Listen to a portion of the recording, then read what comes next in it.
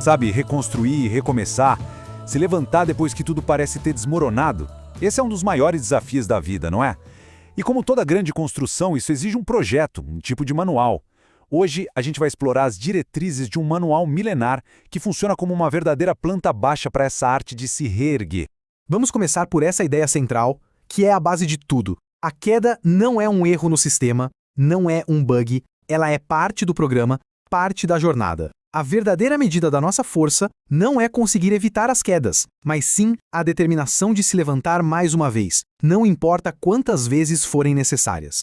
E aqui, claro, vem a pergunta de $1 milhão, né? Como é que a gente pega os escombros de um fracasso e transforma em alicerce para um novo começo? Os próximos passos que vamos ver funcionam como um mapa para essa reconstrução. Olha, toda construção que se preze começa pela fundação. E na arquitetura da nossa vida, essa fundação não é feita de concreto e aço. Ela é feita de caráter, de convicção. Antes de tentar reconstruir qualquer coisa do lado de fora, a gente precisa primeiro solidificar a nossa fortaleza interior. E o que é fascinante aqui é o número 7. Em muitas tradições antigas, 7 não é só um número, ele é um símbolo de um ciclo completo, perfeito. A mensagem por trás disso é muito poderosa. As quedas não são acidentes de percurso. Elas são parte essencial e necessária do processo de crescimento para quem se atreve a tentar. A força de verdade não se mede quando está tudo bem, mas sim na resiliência durante a tempestade. E essa força é cultivada na calmaria, bem antes da crise chegar. Fraquejar no dia da angústia é só o sintoma de uma preparação que não foi suficiente. Ou seja, a preparação é tudo. E aqui está o pulo do gato. A sabedoria não é uma filosofia abstrata, daquelas guardadas em livros. Ela é o material de construção do dia a dia. É o tijolo. O conhecimento, por sua vez, é como a viga de aço que reforça essa estrutura, dando a flexibilidade e a resistência para aguentar qualquer pressão. E essa imagem do mel, ela ilustra perfeitamente o propósito dessa fundação. A sabedoria não nos alimenta só com força, mas com algo talvez ainda mais vital para um recomeço: esperança.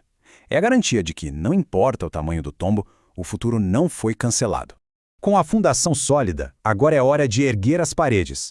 Na nossa construção, as paredes representam os limites e as defesas que a gente estabelece nas nossas interações, especialmente nos conflitos. Essas paredes são a nossa integridade. Quando alguém nos prejudica, o manual apresenta dois caminhos bem distintos, como a gente vê aqui.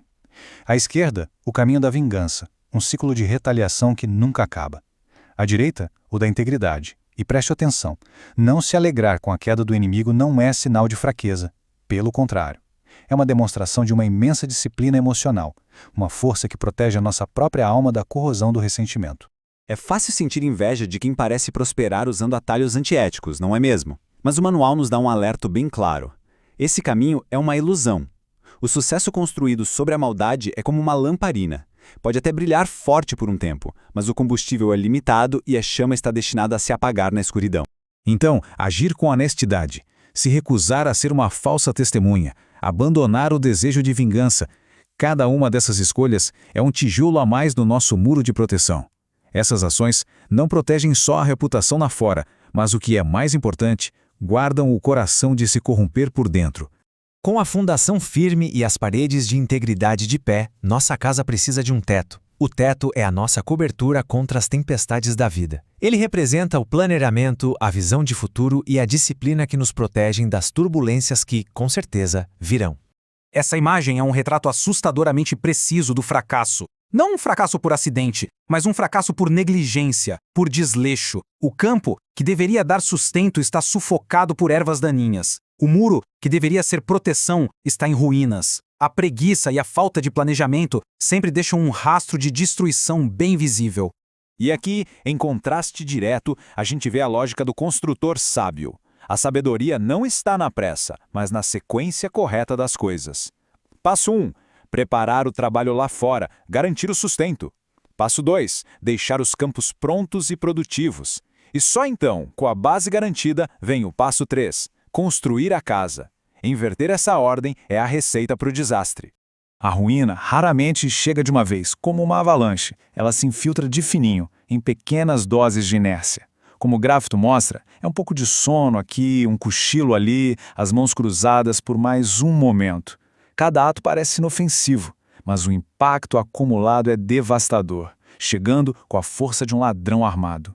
Agora, a gente chega a um pilar fundamental e muitas vezes esquecido na construção de uma vida íntegra.